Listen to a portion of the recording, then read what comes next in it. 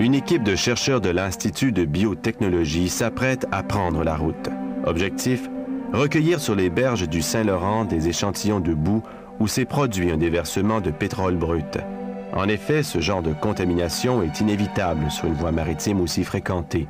Pourtant, ces chercheurs n'ont pas pour mission de relever des indices permettant d'incriminer un éventuel navire fautif. Ils retournent sur le lieu d'un déversement intentionnel dont ils connaissent déjà les responsables.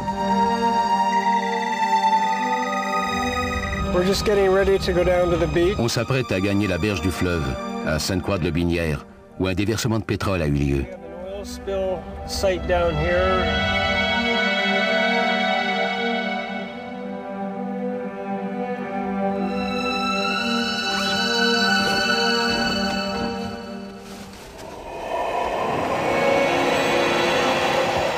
Les sédiments sont tellement fins et denses qu'on soupçonne qu'il n'y a pas assez d'oxygène en dessous de la surface pour une biodégradation des hydrocarbures.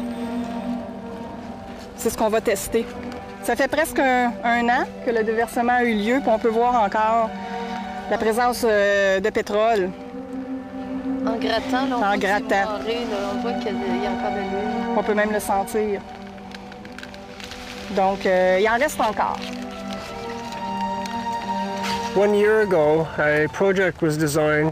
Il y a un an, nous mettions en branle un projet qui consistait à simuler les effets d'un déversement de pétrole sur une berge du fleuve. 20 parcelles ont été délimitées en milieu naturel pour reproduire différentes conditions de traitement. L'idée était d'étudier la contamination résiduelle du sol après un nettoyage de la plus grande partie des huiles de surface. Il s'agit donc d'évaluer comment l'environnement réagit à une telle contamination, et en particulier si les plantes et les micro-organismes présents dans les sédiments contribuent à la biodégradation de ces huiles.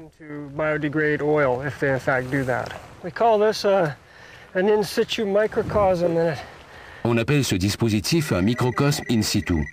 On l'enfonce dans le sol, ce qui nous permet de capter de petites quantités de gaz sur un espace délimité. Nous mesurons les proportions de ces gaz et la façon dont elles varient dans le temps. Les prises d'échantillons s'effectuent sur le coup, puis au bout de 15 minutes, et encore une fois après 15 autres minutes. On cherche à identifier des gaz qui révèlent ou non la présence de bactéries actives dans le sol.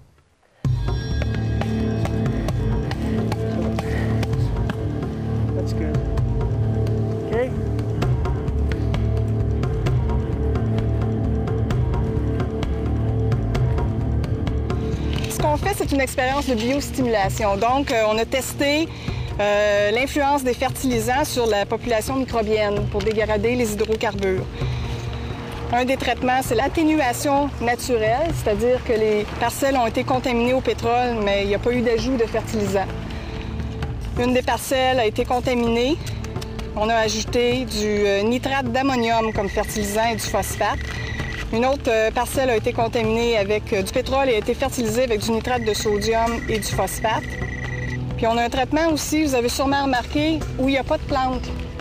Donc, on voulait tester le concept de phytorestauration, phytoremédiation, vérifier si les plantes avaient un rôle à jouer dans la dégradation des hydrocarbures.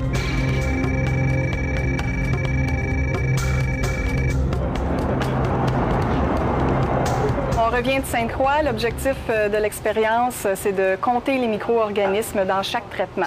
Donc, on fait une dilution du sol qu'on met sur des plaques géleuses. Dans 10 jours, on va compter les bactéries qui y ont poussé. On va les transférer sur une membrane de nylon. Et ensuite, on va vérifier avec un gène marqué radioactivement le potentiel de la population microbienne à dégrader le pétrole. C'est ce qu'on a ici.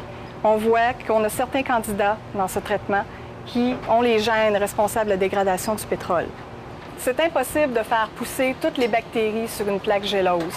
Donc ça, c'est un échantillon qu'on a pris et qu'on a congelé sur le terrain. Évidemment, on a tué la majorité des bactéries en leur faisant subir un traitement aussi brusque.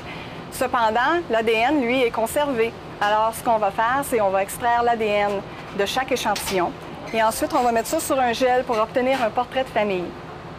Ici, on voit des fragments. Chaque fragment représente une espèce différente.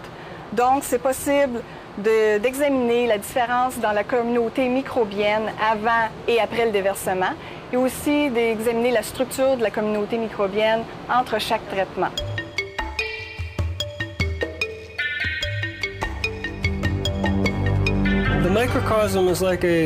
Un microcosme, c'est un petit monde fermé qui nous permet de savoir si oui ou non des bactéries sont présentes dans le sol et peuvent digérer les huiles. Ce petit tube contient un liquide qui permet de piéger le dioxyde de carbone. En effet, les bactéries capables de se nourrir de pétrole produisent du dioxyde de carbone que capte notre piège. La prise d'échantillons à intervalles réguliers nous donne une mesure du rythme de dégradation des huiles. Et justement, certains des traitements effectués sur la berge incluaient entre autres l'addition de fertilisants pour accélérer la dégradation des huiles par les bactéries.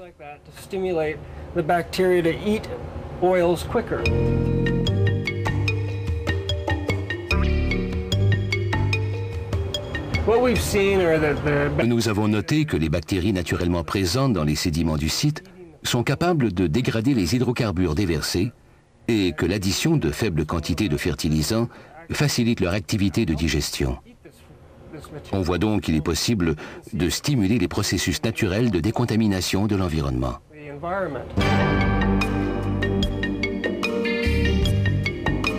Les bactéries stimulées par l'ajout de fertilisants dégradent jusqu'à 70% des hydrocarbures en moins de 30 jours.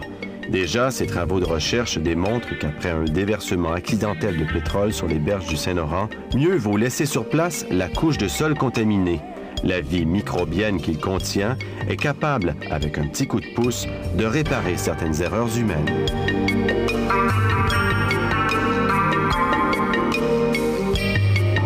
On a toujours besoin d'un plus petit que soi.